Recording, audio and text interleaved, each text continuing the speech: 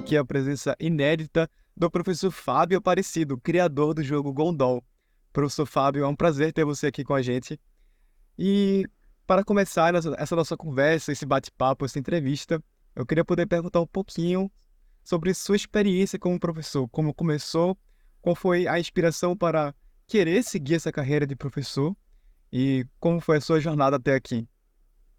Olá, obrigado pelo convite, agradecer aí esse convite aí de vocês. Bom, eu sou professor há 22 anos, né? Comecei nessa escola que estou atualmente, que é a ETEC, que é uma escola técnica estadual, estou há 20 anos. Confesso que quando eu comecei a fazer matemática, era para trabalhar na área de programação, que eu sou apaixonado, né? Assuntos relacionados à TI. E assim a dimensão vai tomando, vai orientando a gente, onde que sem querer acabei na área de educação. Comecei a dar aulas como eventual aqui, né, como professor substituto, e assim, sabe quando você começa a tomar gosto e ver que realmente é aquilo que você quer, né?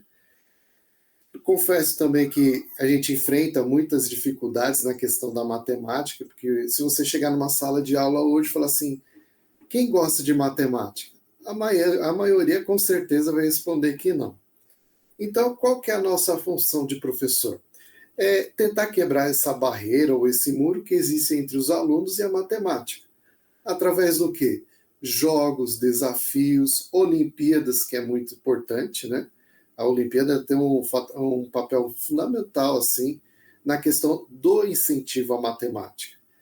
E aí surgiu a questão do jogo. No início eu trabalhava o Sudoku. O Sudoku, para quem não conhece, trabalha números de 1 até 9, onde você completa os valores que estão faltando sem repetição. Trabalhei no início com o Sudoku, só que aí eu percebi que os alunos começaram assim, não ter muito interesse. Aí eu resolvi mudar para o Kakuro, que é um derivado do Sudoku, né? Que trabalha números de 1 até 9, só que você não pode repetir na linha ou na coluna. Aí, mesma coisa, os alunos começaram a perder aquele desinteresse. Aí eu comecei a estudar uma alternativa que envolvesse os mesmos raciocínios, no caso do Sudoku e do Kakuro, num jogo único, que envolvesse os números de 1 até 9. Foram muitas e muitas tentativas, né? Confesso aí que foi por volta aí, vamos por um ano mais ou menos, para tentar achar um fator comum, ou seja, um rascunho de um jogo que eu começasse a trabalhar em cima dele. Foi aí que veio a ideia do Gondol. Gondol, para quem não sabe, ele significa pensar em húngaro, que é uma homenagem que eu acabei fazendo para o criador do Cubo Mágico, que é um dos projetos que nós temos na escola, né? Que é o Erno Rubik. Então eu busquei uma palavra em húngaro, que no caso pensar, significado de pensar, que é o Gondol. E aí o que aconteceu? Veio o tempo da pandemia e nas aulas online. E que eu precisava de alguma atividade para resgatar a atenção dos alunos, o interesse dos alunos com relação à matemática. É lógico, de uma forma divertida, né? E sem imposição também. Aí eu lembrei do jogo, que ele estava guardado. Graças a Deus estava muito bem guardado. Né? Até, inclusive as minhas anotações da época, tudo. Aí o que eu fiz? Entrou o período da pandemia, nas aulas online, aí eu fiz o teste, apliquei um exercício, os alunos resolviam. Isso ele não era ainda na forma de tabuleiro, ele era na forma de resolução no caderno. Veio a pandemia, eu comecei a aplicar, fiz uma aplicação, outra aplicação, e percebi que os alunos começaram a se envolver mesmo à distância. Vamos supor, no caso, eu tenho o Gondol, com uma solução, duas soluções, 5 soluções, 10 soluções diferentes. Aí eu lançava esse desafio para a sala inteira, então o pessoal começou a se mobilizar. Voltamos para as aulas presenciais. E aí que veio a ideia do tabuleiro. Por quê? O tabuleiro, quando você tem as tampinhas em cima de 1 até 9, você começa a fazer aquela movimentação, você encontra as soluções com mais facilidade. E é assim que eu percebi na sala de aula, através dos relatos dos alunos. E estamos aí com o jogo até hoje. Esse jogo, para você ter uma ideia, está em mais de 400 escolas no país, tanto do ensino fundamental como ensino médio.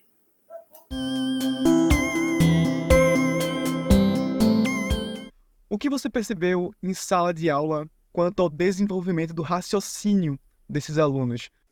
Esse jogo, ele trabalha, eu costumo dizer que ele trabalha 4 habilidades nos alunos: a leitura, a interpretação, a concentração e o raciocínio lógico.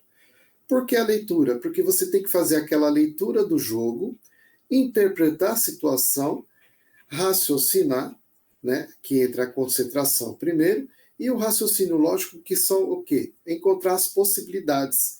E isso daí ajuda muito na questão do exercício em sala de aula, o aprendizado em sala de aula. Se você pegar as questões, vamos pegar o exemplo do ensino médio, questões do Enem.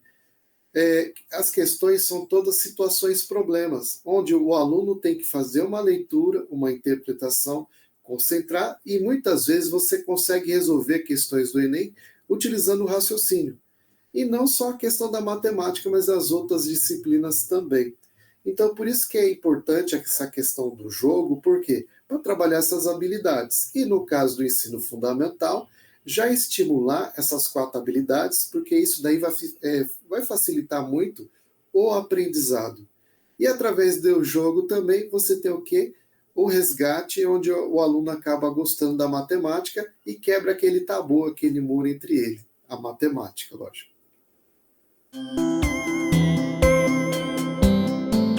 Nas Olimpíadas, existe um problema muito característico chamado de o quadrado mágico. Ele lembra bastante o problema do Kakuro, e o Gondol ele me remete muito a esse problema olímpico dos quadrados mágicos. Eu acho que o uso do Gondol em sala de aula, ele já incentiva muitos alunos para explorar outras áreas da matemática, Sim. incluindo, nesse contexto, as Olimpíadas. Na sua visão, qual é a importância das Olimpíadas para o desenvolvimento da matemática? Eu sou testemunha assim ocular das Olimpíadas na escola. Eu tive uma experiência em 2016, 3 alunas da escola, uma escola pública aqui, né, na cidade de Jacareí, em São Paulo, que participaram de uma Olimpíada de Matemática lá na Índia. Elas participaram, houve uma seletiva, né, em 2016, e elas foram para a Índia compondo a equipe que iria representar o Brasil na época. E isso para gente, para nós professores de escola pública principalmente, isso daí é um avanço e tanto. E o bacana é que durante uma reportagem, todo o relato de todas elas foi assim unânime. Elas não iriam seguir a área de matemática. Porém, a matemática trouxe um avanço, uma experiência na vida delas assim, que nenhuma matéria tinha trazido até então. Isso daí tornou uma referência na escola, onde que a participação, para você ter uma ideia, esse ano, a Olimpíada de Matemática vai acontecer na quadra, com a escola inteira resolvendo ao mesmo tempo. E é a participação, a integração entre eles que é muito importante, porque toda a Olimpíada ocorre uma movimentação na escola. Os alunos eles são mais participativos, ocorre também a integração entre professores e alunos, coordenação e alunos, direção e alunos, porque a Olimpíada ela não mobiliza só um aluno ou uma sala, e sim a escola inteira. E é muito bacana. E eles ficam assim muito ansiosos na questão do resultado. Ah, pegamos medalha? Não, isso daí para eles é muito gratificante. Para onde o Brasil está indo com a matemática? Estamos na era das novas tecnologias, grandes mudanças irão acontecer, já estão acontecendo, né? E assim, pensar que a matemática vai deixar o seu raciocínio, o seu processo de tomada de decisão mais ágil, mais rápido, e principalmente com a questão das novas tecnologias. Muitos empregos deixarão de existir, novos surgirão. E esses novos que surgirão a partir do quê? Da questão do raciocínio.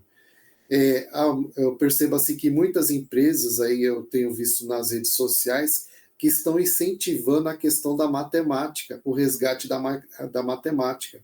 Muitas empresas internacionais estão assim apoiando a questão da matemática no mundo.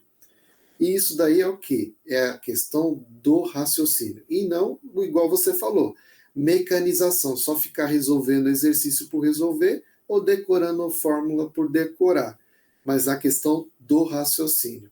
E os professores que trabalharem essa questão do raciocínio irão perceber muito assim a evolução na sala de aula. Professor Fábio, foi um prazer ter você aqui com a gente. Espero que tenha gostado da entrevista. Espero que todos consigam aproveitar isso que estejam vendo depois. E fique à vontade para se despedir. Foi um prazer tê-lo aqui com a Titãs da Matemática.